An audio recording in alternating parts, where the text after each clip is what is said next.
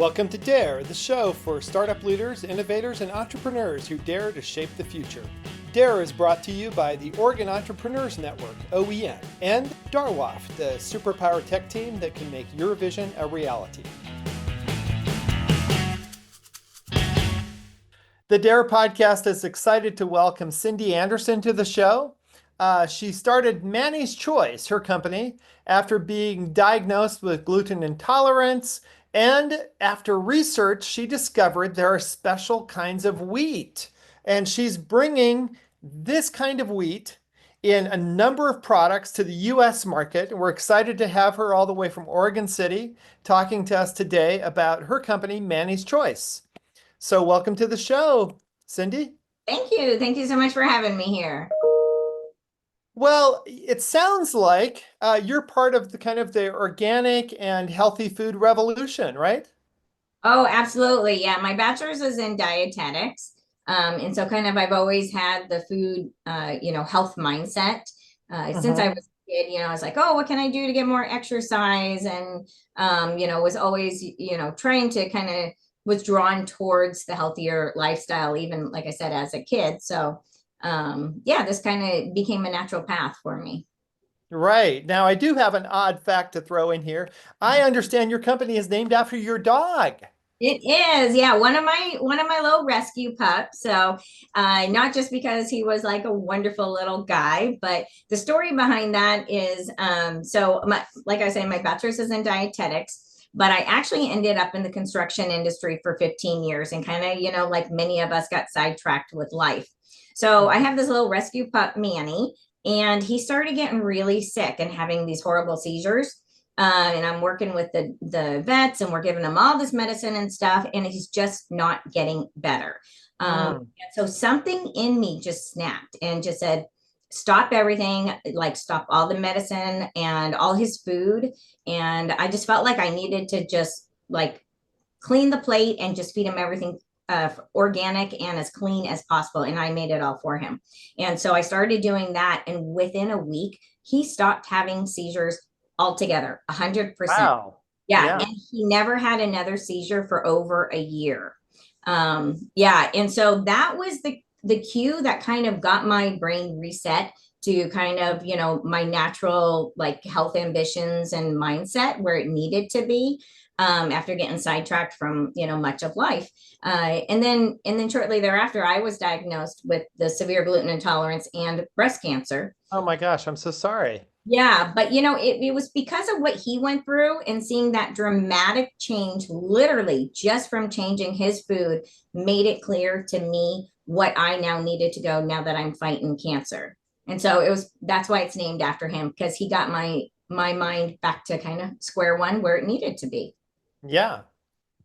Wow. And the other thing that you discovered too is that European wheat is different. And so I'm going to mention that I spent a month this year in Italy, Oh, and I nice. did find that things tasted different. So tell us what the difference is and how did you discover this?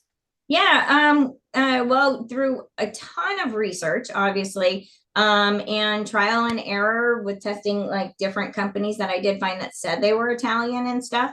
But kind of what it gets down to a number of different things that is done differently, outside of Europe versus within Europe. So the US, starting back in, it was like the 40s, where we actually zapped the seed of the wheat with cobalt radiation. What that Really? Yeah, exactly. So what that did was it changed the whole essence of the plant, and it produced this dwarf wheat, which grows 3 to 4 feet tall, as opposed to the heritage wheat that grows 5 to 6 feet tall. So it grows shorter, but it grows quicker, has a higher yield, has more wheat berries, and so therefore more profit, more money, more product, right? Hmm. Um, so it starts with that. So it's not actually genetically modified, because they did that decades before genetic modification was even a thing, but many people consider it 1,000 times worse. So it starts with that. We also, spray it with the glyphosate, the Roundup, that you spray that on your lawn. You're not even supposed to let your animals on for 3 days, and that's not done on these fields. The way we mill our flour, the majority of it, we mill it so fast that it can burn the kernel, And in that process, that can increase the natural gluten anywhere from 50 to 500 fold. It's not, Wow. yeah. So we're putting chemicals on it. We're bleaching it. We add potassium bromate frequently, which that is even illegal in China to consume. But we put Mm, that in our products all the time. We spray it with the folic acid that they say up to 60 to 70% of people cannot digest, and it's a neural inhibitor and may even be a cause of autism, Alzheimer's, and dementia on the rise. mm. And all of that is not done. It's not enriched over in Europe. It's just clean, pure heritage old world wheat, and it's milled and processed in a way that it keeps the nutrients, that it's Mm. actually beneficial for your body. So, Cindy, I noticed on your bags and on your website, you have the good gluten. So, what is this good gluten? What's the difference? Yeah, so we put that on the bags because we want people to, yes, understand that our flour does have gluten in it. So the difference is, within the US and other outside of Europe countries, you eat the flour with the gluten in it, and so many people get sick. You go to Europe, you can eat flour, it has gluten in it, but it's actually good for you. So we don't Mm. want people to misunderstand who are like full celiac that it does have gluten in it, but this is actually good for you. It's kind of like the good sugar or the bad sugar, the good fat, the bad fat, Right, right. Yeah. This is the good gluten. It has gluten in it, but it's actually healthy for your body. Gotcha. Thank you for explaining that. Really appreciate it. No problem. Thank you. Fascinating. And so you've discovered all of this. You're bringing this to market, and you've been working on this company for almost 5 years. Is that right? Yeah, right about 5 years. Yeah. And so how's it going?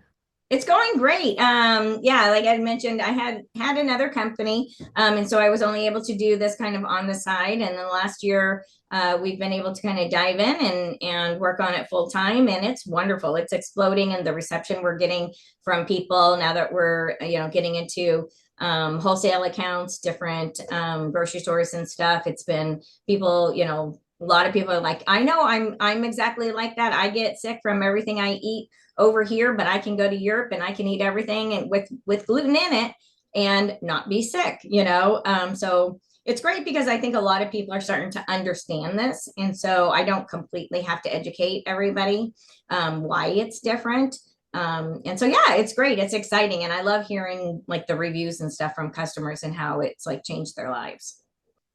So you've mentioned European wheat, and I'm curious if you think we could actually plant, grow, and mill this European style of wheat here. I mean, would you actually eventually source your core product here in the US?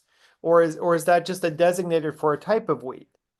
So I don't know. There's no definites. That's one thing that I've learned in life for sure, that you could Mhm. grow it here. What I do know is that most of our fields have been so damaged and there's so much cross contamination. You don't have the Mm. same nutrients in the fields. They don't have generations of being, organically cropped and rotated. By when you do monocropping, which is so key, like common out here, you actually in the process you create more gluten in your plant by what happens to those nutrients. So I don't know that you could ever get the same quality even if you tried to do a field very organic and different things, because it's had generations of damage.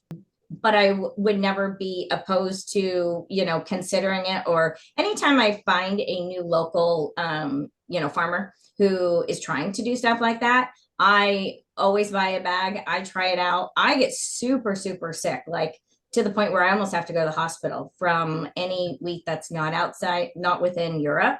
And so I'm a good test on myself, like, will this work? And Yeah. unfortunately I have not found any that I still don't get sick from. Not to say that that could still happen in the future. Hmm. I really appreciate that there are farmers who are trying, and they are making a healthier version than a lot of the mainstream stuff out there. So it is healthier. Unfortunately, I haven't found any that do work for me yet. Not to say, like I said, that it might happen in the future. And I'm definitely open to, yeah, obviously supporting anything within the US is fabulous. So Great, thank you. Yeah.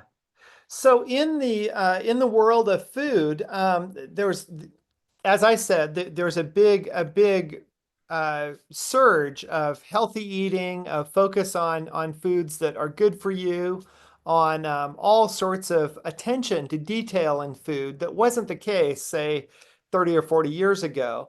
And so you're really riding this wave of organic produce and of healthy food.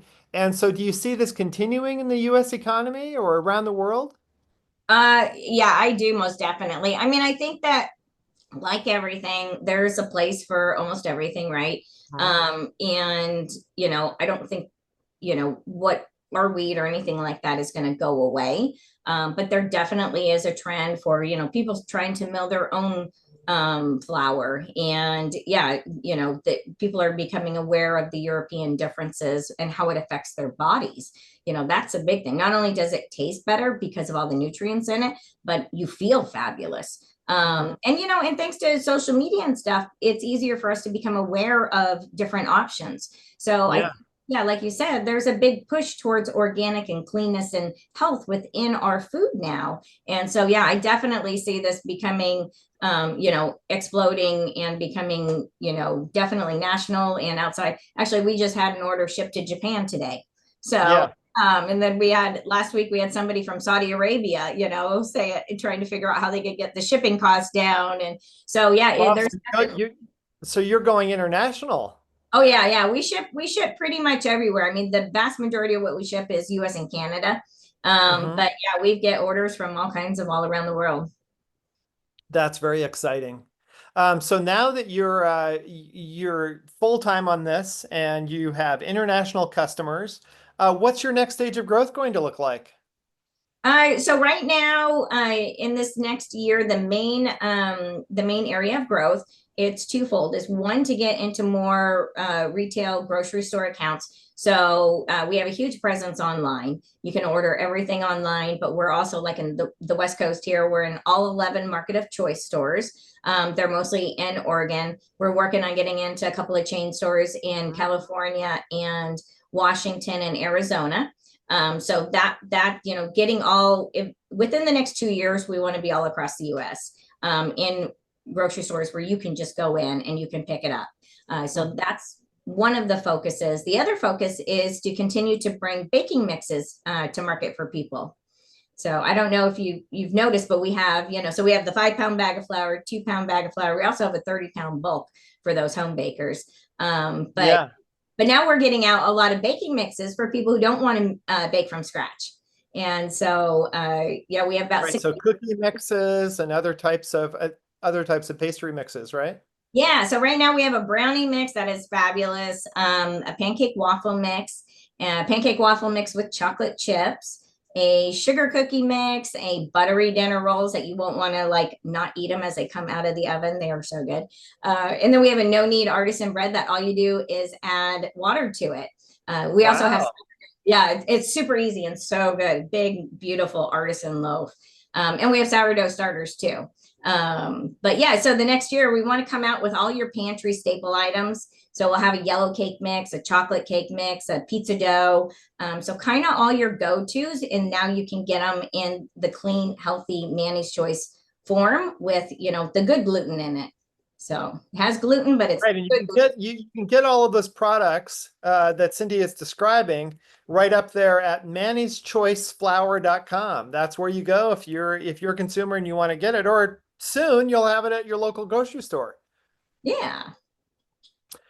So can I ask, where's your funding from? Is this all bootstrapped, straight out of sales? Yep. Everything is 100% bootstrapped. Yep. So That's very exciting. So how big of a team do you have right now?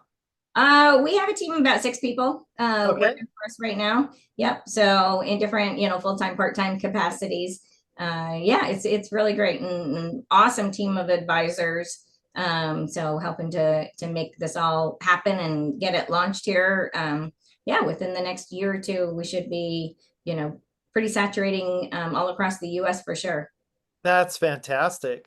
Well, do you look at other people in your space who have had success starting with small batch, going big? Like I think of Bob's Red Mill as Mhm. a model of a company that really started very small and yet grew organically. And now the company is owned by its employees. Do you see that kind of a model working for you? Yeah, I mean, for, like I said, we're 5 years kind of in, and, Hmm. we had, pretty slow growth while I had the other company. But Hmm. that was really good because we could get a lot of research done and kind of see what people really wanted. And, baking mixes were never necessarily a part of the equation. But we Hmm. definitely found, as we listened to the customers and stuff, that that was definitely a need. And so I think exactly when you kind of embrace the organic growth and you let it happen versus, this is our path and we're going to make it happen, then you are able to tune into so much more of what the customer actually wants and needs, and you can develop those products that are going to be truly meaningful and make a difference in the customers' lives. Hmm. Fantastic.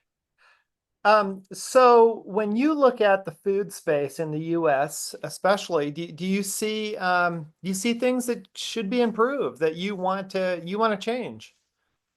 Yeah, I would like transparency to be out there a lot more clear. There's a Hmm. lot of issues with the labeling that are confusing and or deceptive.